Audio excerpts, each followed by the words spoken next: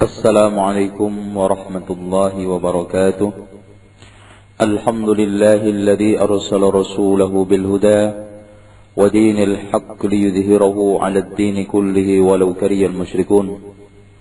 أشهد أن لا إله إلا الله وحده لا شريك له وأن محمدا عبده ورسوله لا نبي بعده. وأصلي وأسلم على هذا النبي الكريم محمد صلى الله عليه وسلم المبعوث رحمة للعالمين. فإن خير الحديث كتاب الله وخير الهدي هدي محمد صلى الله عليه وسلم وشر الأمور محدثاتها وكل محدثة بدعة وكل بدعة ضلالة وكل ضلالة في النار وإلى النار. Ikhwani wa akhwati fillah, kali ini kita akan membahas seputar kisah dan cerita hidup istri Rasulullah sallallahu alaihi wasallam yang saya ambil dari kitab Nisa'un Haular Rasul karangan Mahmud Mahdi Al-Istanbuli dan juga dari kitab Siyar A'lamin Nubala karangan Imam Az-Zahabi. Bercerita tentang istri-istri Rasulullah sallallahu alaihi wasallam merupakan satu kenikmatan tersendiri karena mengkisahkan orang-orang yang berhasil dan sukses, mulia di hadapan Allah dan Rasul-Nya. Dengan kita menelusuri sejarah mereka, kita akan mengenali jati diri mereka, kepribadian mereka. Bagaimana mereka ini bisa menjadi wanita-wanita yang sukses, wanita-wanita yang mampu menjadi pendamping Rasulullah sallallahu alaihi wasallam. Wabil khusus ini perlu diketahui oleh semua wanita muslimah yang ingin menjadi wanita yang ideal, yang ingin menjadi wanita yang muslimah, yang salihah. Hadirin sekalian, mengkorek serta menelusuri sejarah, biografi serta sirah istri-istri Rasulullah sallallahu alaihi wasallam merupakan suatu keharusan, karena dari situ kita juga akan mengenal syariat-syariat Allah, ajaran-ajaran mulia Islam yang dibawa oleh para istri-istri Rasulullah. Karena beliau diperintahkan oleh Allah Subhanahu wa taala, "Wadhkurna ma yutla fi buyutikunna min ayatillahi wal hikmah innallaha kana latifan khabira." Wahai istri-istri Rasul, tuturkan apa-apa yang dibacakan di rumah-rumah kalian dari ayat Allah dan al-hikmah. Yang dimaksud di sini al-hikmah adalah as-sunnah. Katanya Imam Syafi'i, setiap sunnah di dalam Al-Quran, setiap kalimat hikmah di dalam Al-Quran artinya sunnah. Sesungguhnya Allah maha lembut dan maha mengetahui. Langsung saja kita memasuki biografi istri Rasulullah sallallahu alaihi wasallam yang mulia, yaitu Khadijah binti Khuwailid. Beliau adalah seorang wanita bangsawan terpandang di kalangan Quraisy. Beliau dilahirkan dari keluarga yang terhormat, bersih kehormatannya. Nama lengkapnya adalah Khadijah binti Khuwailid bin Asad bin Abdul Uzza Al-Qurashi. Beliau seorang wanita yang janda. Sebelumnya dia dinikah oleh orang ini berkebangsaan Quraisy juga yang namanya Abu Halah bin Zurarah. Kemudian setelah wafat dinikah lagi oleh seorang yang bernama Atiq bin Aid bin Abdullah Al-Mahzumi. Tidak beberapa lama pernikahan bertahan, kemudian terjadi perceraian. Setelah itu dia tidak memiliki niat untuk menikah lagi. Dia ingin konsentrasi membesarkan anak-anaknya, kemudian bisnisnya. Perlu kita ketahui hadirin sekalian, Khadijah adalah di samping seorang janda yang terpandang terhormat, dia juga termasuk bisnismen yang ulung. Dia memiliki bisnis yang tangguh, perdagangan bukan hanya di daerah sekitar Makkah, bahkan sampai ke Syam. Suatu ketika Rasulullah ini Muhammad sallallahu alaihi wasallam sebelum dia menjadi nabi ditawari untuk membawa dagangan dan menjadi penjaga sekaligus juga penjual dagangan Khadijah ke Syam. Maka ketika di sana beliau berjualan, nampak sekali keberhasilan, kesuksesan. Dari sisi akhlaknya dia Muhammad terkenal pemuda yang amanah, disenangi pembeli, bahkan dagangannya sangat laris sekali. Hal ini menambah Khadijah semakin tertarik. Benih-benih cinta yang sudah wajar dan itu naluri ini setiap insan mulai muncul untuk mencintai Muhammad. Namun bagaimana sampai ke situ? Sementara Nabi Muhammad umurnya masih muda sekali. Adapun Khadijah disebutkan di dalam satu riwayat yang diriwayatkan oleh Ibnu Sa'ad, umurnya di saat itu sekitar 40.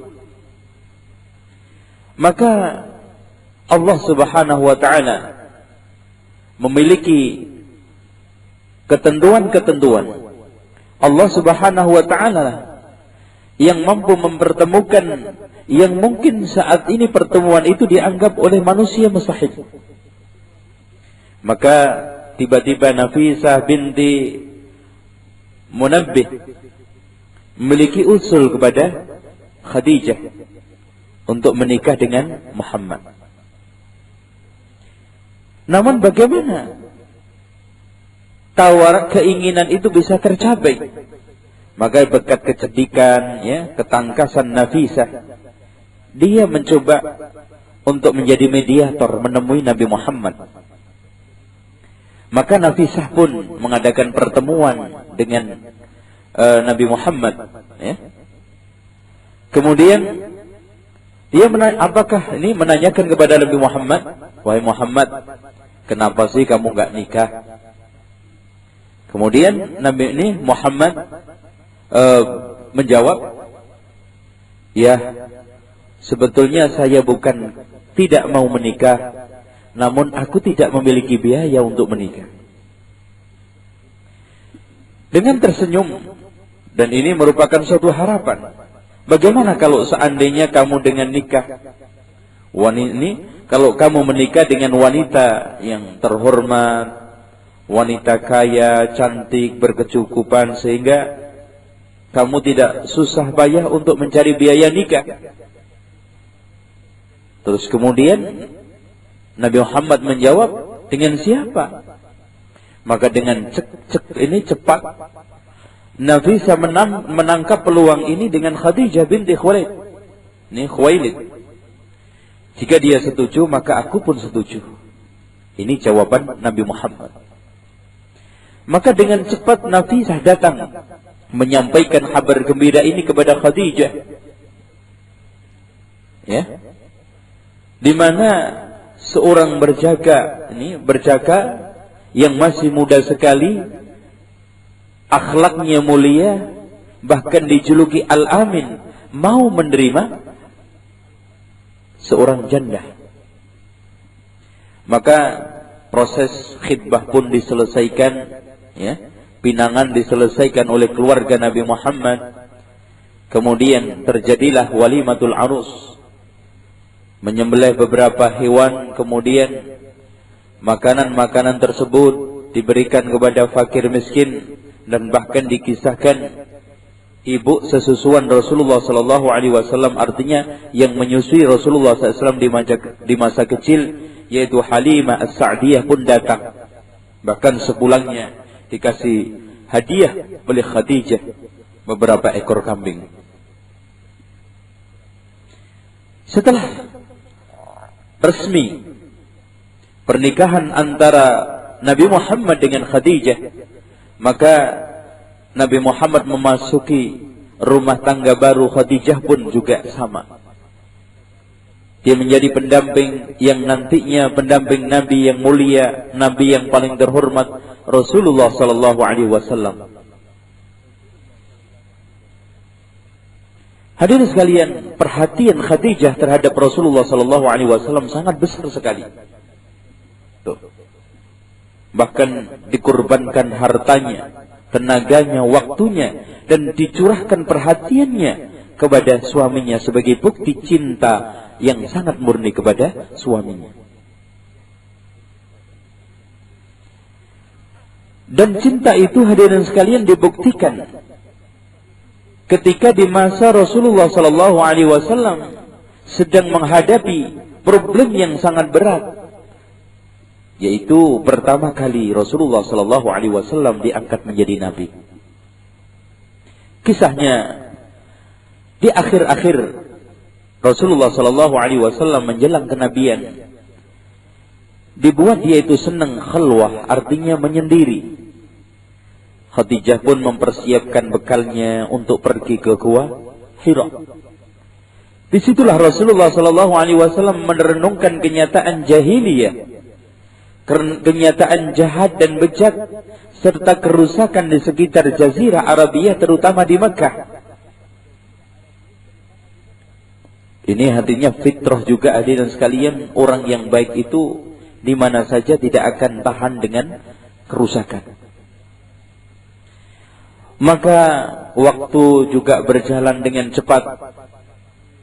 Nabi Muhammad sallallahu alaihi wasallam khalwahnya mulai menunjukkan hasilnya. Di saat dia sedang khusyuknya berkhalwah, datanglah orang yang aneh. Makhluk aneh tidak lain adalah Jibril. Merangkul dia, terus kemudian Jibril mengatakan Iqra. Setelah dilepas, Rasulullah menjawab, Ma ana biqari, saya tidak bisa membaca. Terus kemudian dirangkul kedua kalinya, Iqra. Kemudian dilepas lagi, dia menjawab, Ma ana biqari, saya tidak bisa membaca. Sampai ditekap yang ketiga kalinya. Kemudian Rasulullah sallallahu alaihi wasallam baca, Iqra bismi rabbikal ladzi khalaq, khalaqal insana min 'alaq, dan seterusnya. Disinilah Rasulullah sallallahu alaihi wasallam sudah mulai diangkat menjadi nabi. Setelah dia sampai di rumah, kegelisahan nampak sekali di dalam wajah ini, di raut mukanya, sehingga kegelisah campur takut menghantui dirinya. Pulang langsung mengatakan, Zammiluni, zammiluni, selimutilah aku ketakutan. Kemudian dia sambil gelisah, gundah ketakutan. Jangan-jangan ini suatu keanehan yang tidak wajar, alias dia kena penyakit rohani. Maka Khadijah, istri yang bagus, pendamping yang setia dan mulia, mengatakan, Allah akan menjaga kamu wahai Abul Qasim. Bergembiralah wahai putra pamanku, dan teguhkanlah hatimu. Demi yang jiwaku ada di tangannya, sesungguhnya aku berharap agar Anda menjadi nabi bagi umat ini. Demi Allah, Dia tidak akan menghinakanmu selamanya. Sesungguhnya Anda telah menyambung silaturahmi, jujur di dalam tutur kata, menyantuni anak yatim, memuliakan tamu, dan menolong orang-orang yang melakukan kebenaran. Maka hati Nabi Muhammad pun menjadi tentram. Hiburan Khadijah tidak cukup sampai segitu saja. Perjuangan beliau untuk membuktikan murninya cinta, kesetiaan, mengajak dia ke pamannya Waraqah bin Naufal untuk meminta nasihat. Maka sesampainya di sana bercerita panjang lebar tentang kondisi yang dialami oleh Nabi Muhammad. Maka Waraqah bin Naufal mengatakan, itulah Namus, yaitu malaikat Jibril yang dulu pernah datang kepada Nabi Musa, Nabi Isa, dan Nuh. Maka Waraqah pun mengatakan selanjutnya, demi jiwaku yang ada di tangannya, sesungguhnya engkau adalah nabi bagi umat ini. pastilah mereka akan mendustakan dirimu, menyakiti dirimu, mengusir dirimu, dan memerangi dirimu.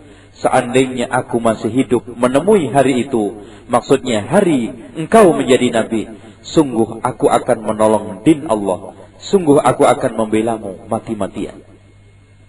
Namun hadirin sekalian, sebelum Rasulullah SAW menampakkan dakwahnya, Waraqah bin Naufal meninggal dunia. Kemudian hadirin sekalian, setelah itu Rasulullah SAW mulai tenang. Sehingga kelebihan Khadijah ini hadirin sekalian, sampai Aisyah mengatakan, demi Allah, aku tidak pernah cemburu terhadap orang yang mati sudah meninggal dunia kecuali cemburu saya kepada Khadijah, karena seringnya seringnya Rasulullah SAW menyebut-nyebut namanya setelah meninggal dunia, memujinya, menyanjungnya, dan yang lainnya, sampai Aisyah cemburu. Dan Allah Subhanahu wa ta'ala juga memberikan salam kepada beliau khusus dan memberikan suatu janji yang gembira. Sampaikan salam kepada Khadijah dan berilah kabar gembira, nanti sebuah rumah di surga yang terbuat dari mutiara, yang tidak ada kegaduhan dan kegelisahan. Masya Allah. Inilah hadirin sekalian cerita seputar Khadijah, istri Rasulullah SAW yang mulia, pendamping Rasulullah SAW yang setia. Selanjutnya kita akan bercerita tentang istri Rasulullah SAW yang kedua, yaitu Saudah binti Zam'ah.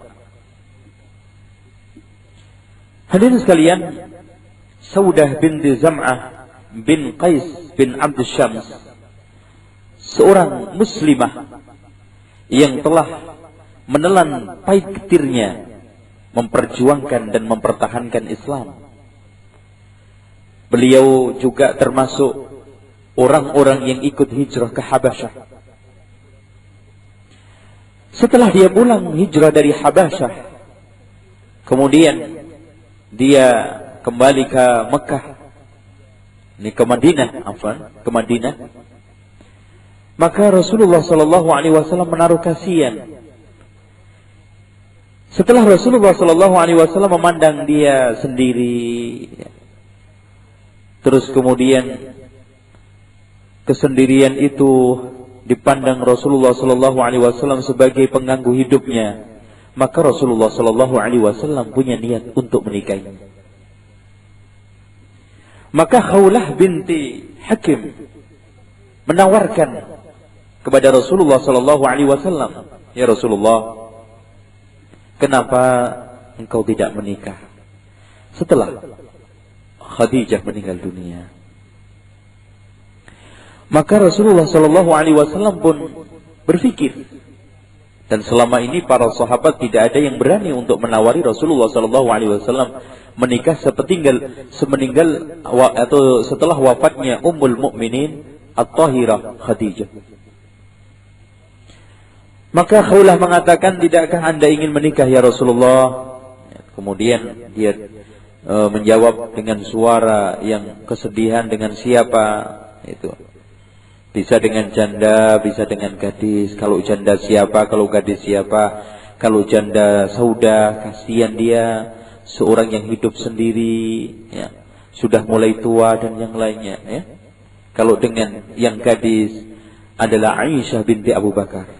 Maka Rasulullah SAW disebutkan di dalam suatu riwayat mengakad kedua-duanya di dalam satu waktu, namun dia memulai hidup berumah tangga duluan dengan Saudah.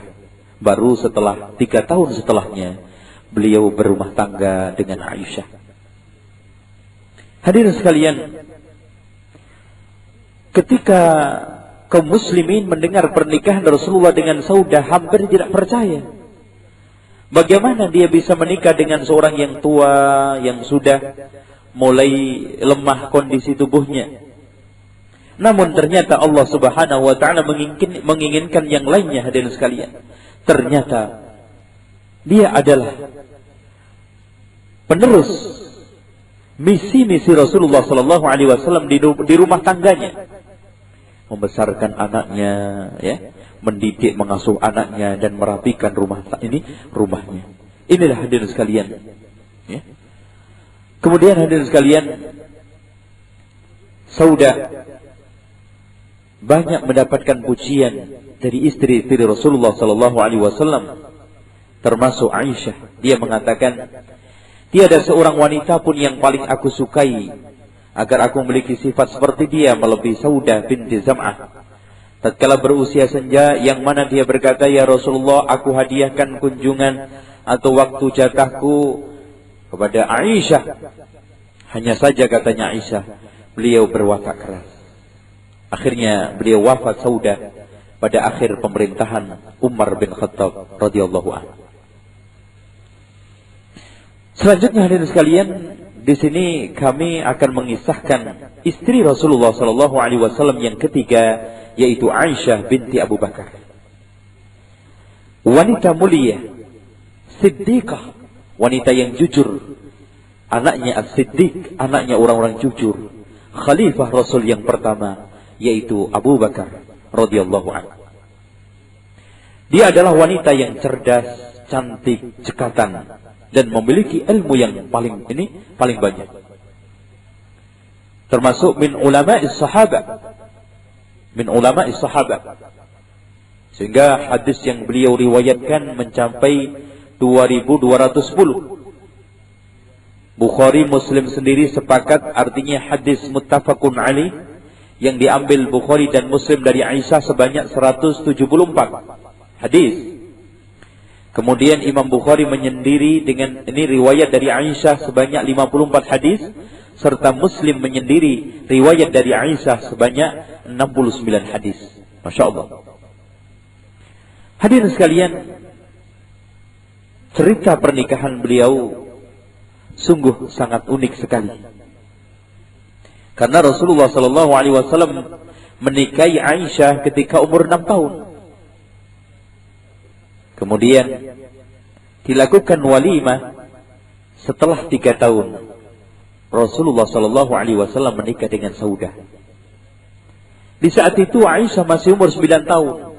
Jadi masih main, bahkan ketika didandani, diriasi untuk walimah itu masih bermain seperti anak kecil. Bahkan sampai menjadi istri Rasul, ya, senang melihat tontonan, ya, ketika itu ada budak-budak dari Habasyah mempermainkan satu tombak, dia melihat, ya, masih umur 7 tahun. Namun hadirin sekalian, di sini ternyata banyak maslahatnya ke Islam. Dia dididik oleh Rasulullah sallallahu alaihi wasallam menjadi murid utama Madrasatin Nubuwah sejak masa kecil, remaja. Sehingga layaklah hadirin sekalian, dia seorang yang alim, orang yang banyak ilmunya, orang yang paling dicintai oleh Rasulullah sallallahu alaihi wasallam. Apalagi hadirin sekalian, kalau kita lihat, Masya Allah, Aisyah radhiyallahu anha di hadapan Rasulullah sallallahu alaihi wasallam, wanita yang sangat dicintainya. Sehingga ketika ditanya oleh Amr bin As, ya Rasulullah, ahabbun man ayyun nas, atau man ahabbun nasi ilaika ya Rasulullah, siapa orang yang paling engkau cintai? Dia mengatakan Aisyah. Terus kemudian, wa minar rijal, dari kalangan laki-laki siapa ya Rasulullah? Abuha, bapaknya. Hadis ini diriwayatkan oleh Bukhari dan Muslim di dalam sahihnya. Ini tidak berlebihan. Rasulullah sallallahu alaihi wasallam sangat mencintainya. Karena banyaknya kelebihan dan dituturkan oleh beliau sendiri, Aisyah, saya adalah seorang wanita yang sangat beruntung setelah Maryam binti Imran. Keberuntungan saya 10 hal. Dalam 10 hal. Pertama, Jibril telah menunjukkan gambarku kepada Rasulullah dan mengatakan, wahai Muhammad, inilah calon istrimu di dunia dan di akhirat. Masya Allah. Kemudian yang kedua, kata beliau, Rasulullah tidak pernah menikahi gadis selain saya. Yang ketiganya, dia diambil nyawanya oleh Allah alias wafat, sementara dia berbaring di pangkuanku. Terus kemudian yang keempatnya, Rasulullah dikubur di rumahku. Yang kelimanya, malaikat-malaikat mengelilingi rumahku. Dan yang keenamnya, sesungguhnya wahyu pernah turun kepada Nabi Muhammad, sementara aku dengan dia masih berada di dalam satu selimut, alias di atas tempat tidur. Yang ketujuh kelebihannya, sesungguhnya aku adalah anaknya khalifah dan orang yang jujur di sisi Rasulullah sallallahu alaihi wasallam. Kemudian yang nomor 8, Allah telah pernah menurunkan uzurku, maksudnya di sini beliau ketika dituduh, difitnah, Allah Subhanahu wa taala yang langsung melerainya, menjelaskannya bahwa dia terbebas dari tuduhan fitnah keji, yaitu berupa fahisyah perzinaan. Terus kemudian yang nomor 9, saya dilahirkan dari rumah tangga, dari keturunan yang bagus, yang murni. Dan yang ke-10-nya, aku telah dijanjikan oleh Allah maghfirah dan rizki yang mulia. Inilah hadirin sekalian keutamaan beliau. Dan juga Rasulullah sallallahu alaihi wasallam sendiri mengatakan, fadlu Aisyah 'ala an-nisa'i ka fadli ats-tsarid 'ala sa'iri at-ta'am, katanya Rasulullah. Keutamaan Aisyah di atas wanita-wanita yang lainnya adalah seperti keutamaan makanan ats-tsarid. Tsarid ini adalah jenis makanan yang paling enak, paling bagus, paling mahal. Keutamaannya di atas wanita lain seperti makanan tsarid di atas makanan-makanan yang lainnya. Terus kemudian hadirin sekalian, di sini pernah Abu Bakar dan istrinya datang kepada Rasulullah, ya Rasulullah, saya ingin engkau mendoakan Aisyah sementara aku mendengarnya. Maka Rasulullah sallallahu alaihi wasallam berdoa dengan doa yang sangat mulia. Allahumma ighfir li Aisyah binti Abi Bakar As-Siddiq maghfiratan wajibatan zahiratan wa batinatan. Ya Allah, ampunilah dosa-dosa Aisyah binti Abu Bakar As-Siddiq, pengampunan yang harus, tidak boleh tidak, zahir maupun batin. Maka heran kedua orang tuanya. Terus kemudian Rasulullah sallallahu alaihi wasallam, kenapa engkau heran? Inilah doaku untuk setiap orang yang menyaksikan la ilaha illallah Muhammadur Rasulullah. Sehingga hadirin sekalian, sangat tidak berlebihan kalau seandainya Aisyah dikatakan wanita yang paling mulia dan paling terhormat di sisi Rasulullah. Kelebihan terakhir, Allah Subhanahu wa taala dan juga Jibril pernah menyampaikan salam kepada Aisyah, ya, lewat Rasulullah sallallahu alaihi wasallam. Adapun sekarang ini hadirin sekalian, peristiwa fitnah yang sekarang ini menimpa Aisyah. Yang pertama ada namanya fitnah hadisul ifk, di mana Aisyah dituduh berzina dengan Safwan ibnu Mu'tal. Kemudian tuduhan itu jelas disebarkan oleh kaum munafikin yang ingin baitun nubuwah, rumah tangga kenabian hancur, terfitnah, dan kemudian dakwah tergoyangkan. Maka Allah Maha Adil, Allah Maha Bijak, dan Allah melindungi Rasulnya, lalu menurunkan ayat pembebasan yang turun di di surat surat An-Nur ayat 11, innal ladzina ja'u bil ifki usbatun minkum, sesungguhnya orang-orang yang sekarang ini membawa berita bohong, menebarkan berita bohong adalah orang-orang dari kalangan kalian, yaitu kaum munafikun, menampakkan Islam tetapi menyembunyikan permusuhan.